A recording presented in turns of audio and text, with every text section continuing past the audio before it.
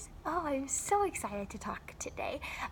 So this morning I was doing my Bible plan on the Bible app, and I'm on a Bible plan that's helping with fear and anxiety because that's frequently something that I struggle with. Um, on the devotional this morning, I said something very interesting.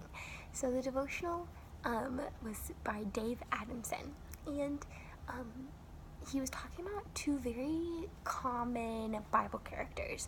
And the two common Bible characters that he was referring to is Abraham and Moses.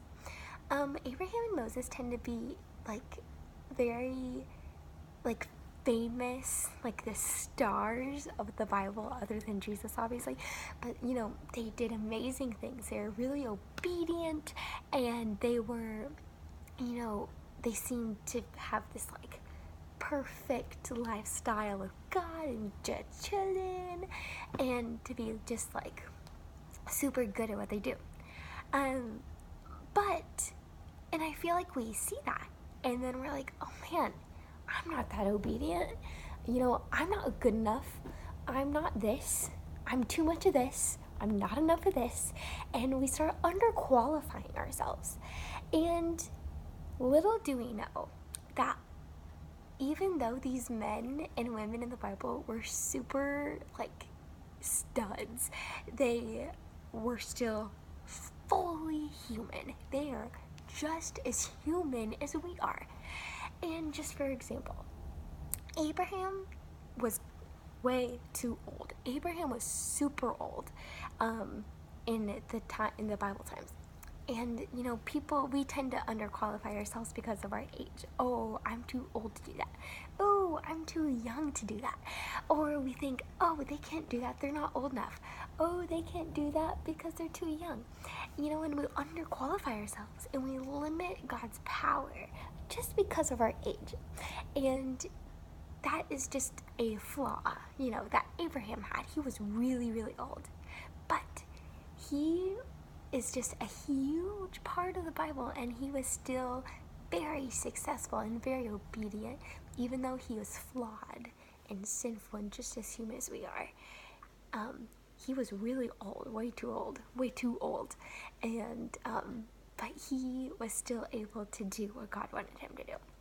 And then the other one is Moses. Moses is the okay, so many people don't know this, but Moses had a stutter. If you don't know what a stutter is, he has trouble talking, and he kind of like repeats sounds. He has a speech impediment, and that made it really, really hard for him to talk to people. God always wanted him talking to people and preaching to them and speaking to them, and there was a time in the Bible where Moses was like, no, God, I don't want to. I'm embarrassed. But he still did it. He still went and did exactly what God wanted him to do. The point is that we can all make excuses all day long. We can all point out our flaws and underqualify ourselves. But there needs to come a time when we set a boundary and we're like, you know what? I'm a lot of this, but God's going to use it. Something that I've been learning a whole lot about is how we say all the time that God uses our brokenness, and it's so true. But in my story, something that I struggled with pre-Jesus was that I idolized people. And it's so funny because so I used to idolize people, and now he's using me to love people. He uses our brokenness, but he's using the very thing that makes us broken to be the very thing that makes us most impactful in our gift.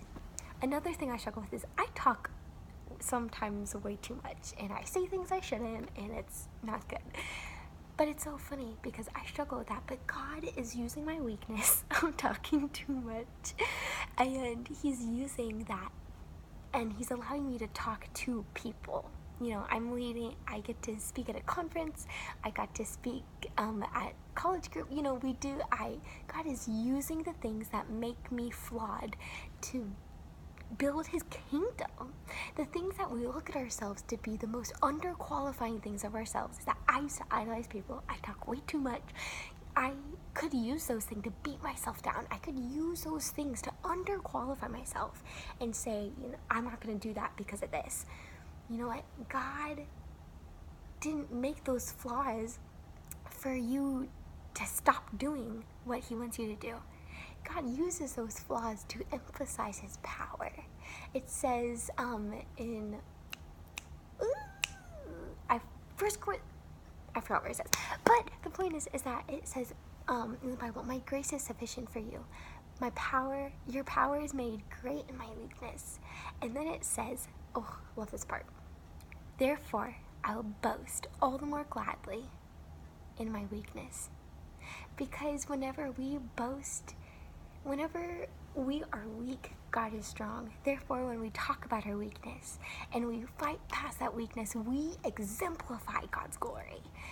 I think that's insane. It makes me want to talk more for God, of course, and it makes me want to love people more.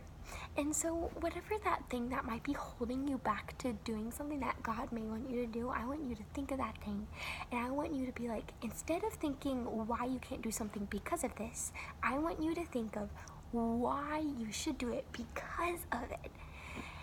And something so interesting is also in the devotional, there's a word, I probably gonna butcher how you say this, but it says hineni. It's spelled Hineni, and it's a different language. I don't know what language it is, but it essentially means here I am.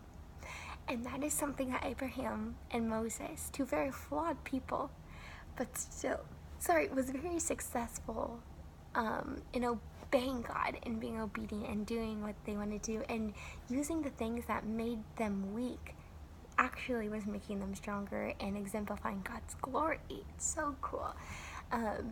Is the word hineni. And they say that every morning. Hineni. Here I am, God.